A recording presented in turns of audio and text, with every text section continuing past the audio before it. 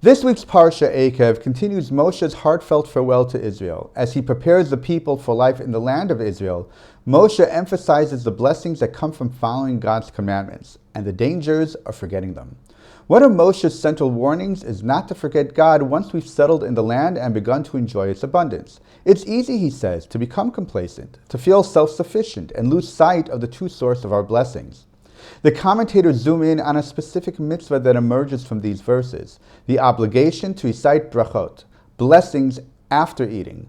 But this isn't just a ritual, it's a mindset. It's a way of acknowledging that even the most basic pleasures in life, like food, are gifts from God. Chazal take this idea even further, extending it to the obligation to make brachot before eating.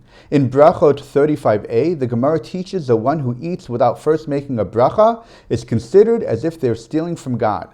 It's a striking image, not just ingratitude, but theft. Because when we consume without recognizing the giver, we're claiming ownership over something that isn't truly ours. But Moshe's message goes deeper than a warning against forgetfulness. Saying a bracha before eating or even before engaging in something mundane is a declaration that I recognize God.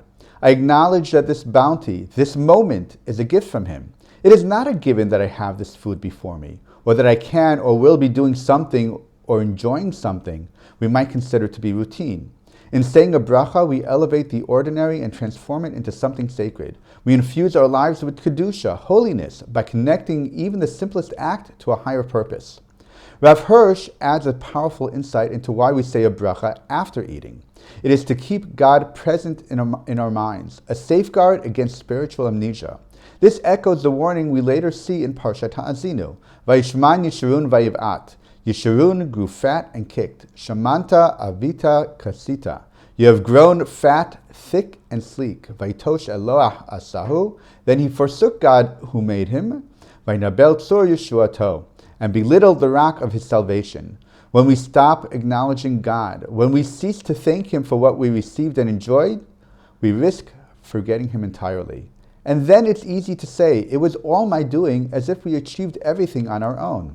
Brachot are not mere rituals. They are spiritual tools that teach us to live a life of holiness, constantly reminding ourselves to keep our minds and hearts focused on God. When God is the center of my life, I will naturally recognize that all I have and all I've accomplished wasn't all my doing, but rather God's blessing enabling me to succeed. Shabbat Shalom.